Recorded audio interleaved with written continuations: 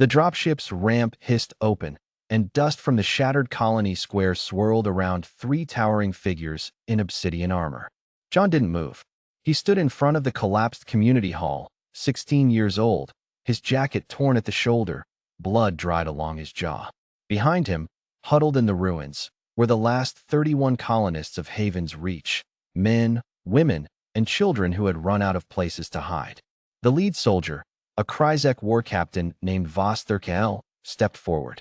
His four eyes glinted amber beneath his helmet's visor as he studied the boy who dared to stand alone. "Kneel," Voss said, his translator crackling. "Kneel, human whelp, and your people live as slaves. Refuse, and I paint this square with your blood." John's hands were shaking, not from fear, from exhaustion. He'd been awake for 2 days, dragging survivors out from under rubble, splinting bones with rebar, giving away his own water ration until his throat felt like sandpaper. But when he looked up at the 8-foot alien warlord, something in his chest didn't bend. He smiled. It wasn't the smile of a boy who thought he could win. It was the smile of someone who had already decided what he was willing to lose. "No," John said. The colonists behind him gasped. Emma, 17, his oldest friend since they were toddlers on this dust-blown colony world, grabbed his arm hard enough to bruise. "John, what are you doing?" Getting his attention, John murmured, not taking his eyes off Voss. "Stay behind me, Em." Voss's mandibles clicked in something like amusement. "You misunderstand your position, human. I have killed war chiefs 3 times your size for lesser insolence. You are an insect." "Maybe," John said. "But even insects sting." The war captain raised his plasma lance, the weapon humming to life with a low, hungry whine. Behind John, someone screamed. Emma lunged forward to pull him back, but John caught her wrist gently and shook his head. "Trust me," he whispered. "Just a little longer." What Voss didn't know, what none of the 3 Kryzek soldiers standing in that square knew, was that John hadn't been idle during those 2 days of digging survivors from the rubble. He'd also been listening, watching, counting.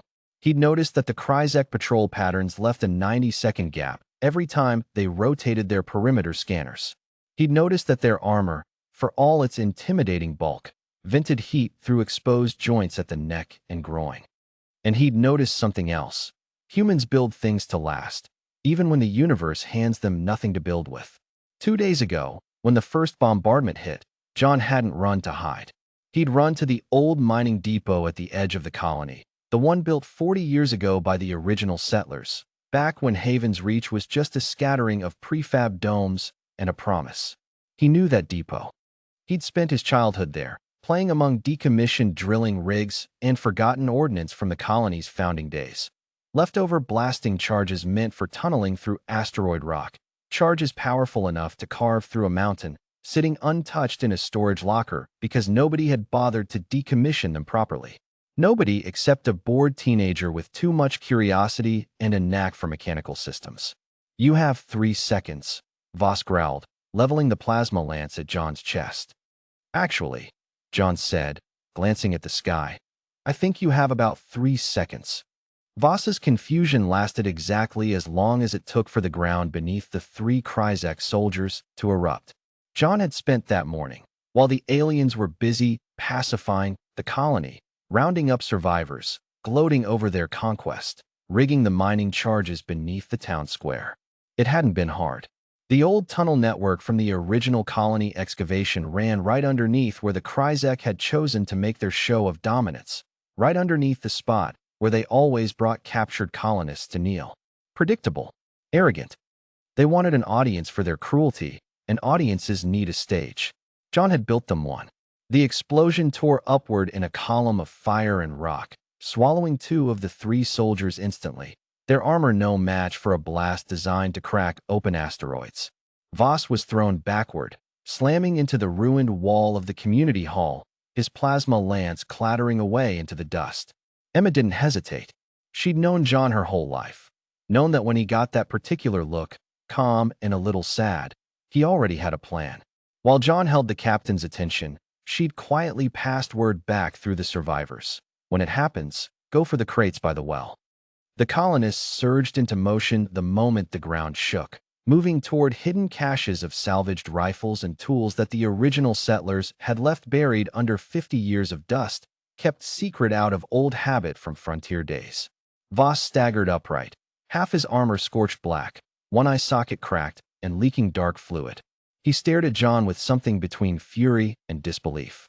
You planned this. Before I even landed. I planned it the second your ships entered orbit, John said, walking toward him, unarmed, still smiling that same tired, unshakable smile. You people always do the same thing. Land. Threaten. Demand a kneel. You've probably conquered 100 worlds that way, and it probably worked every time, because most people believe if they lose the first fight, they've lost everything. He crouched down to pick up the fallen plasma lance, testing its weight in his hands. But my species has a nasty habit, John continued. We don't know when to stop building things. Not just walls. We build memory into everything. Tunnels, charges, contingencies. You didn't conquer Haven's Reach, Captain. You just walked into 40 years of stubbornness. Voss lunged, wounded but still lethal, claws extended toward John's throat. John didn't dodge. He didn't have the speed to. Instead, Emma was already there, swinging a length of rebar with every ounce of fury she'd been holding back since the bombs first fell. It cracked against the side of Voss's skull with a sound like a gunshot, and the war captain crumpled into the dust, unconscious. Silence fell over the square, broken only by settling debris and the ragged breathing of 31 survivors who had just watched two teenagers do what an entire garrison of alien soldiers had failed to anticipate.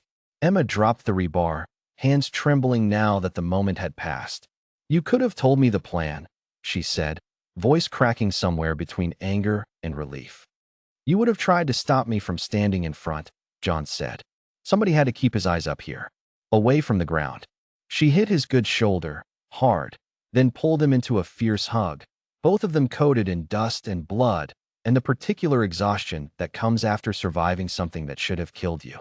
Around them, the colonists were already moving, disarming the buried Kryzek weapons, binding Voss's wrists with cable, tending to each other's wounds with a kind of grim efficiency that came from 2 days of practice. Someone had already found the comm relay in the wreckage of the community hall and was trying to raise the orbital defense fleet that everyone had assumed was too far away to help. It wasn't. Not anymore. Not once the distress signal actually had something worth reporting. By the time the sun set over Haven's Reach, painting the wreckage in long orange shadows, word had already begun to spread through the survivors' shaky, disbelieving retellings, and eventually through channels far beyond the colony, that a garrison of Kryzek shock troops had been broken by 31 civilians and 2 teenagers armed with nothing but old mining charges and refusal to kneel. Voss regained consciousness hours later, secured in the wreckage of his own dropship, to find John sitting nearby, cleaning a cut on his forearm with what looked like a strip of alien uniform fabric. Why? Voss rasped, voice thick with pain and something like genuine confusion. Did you smile? You should have been afraid.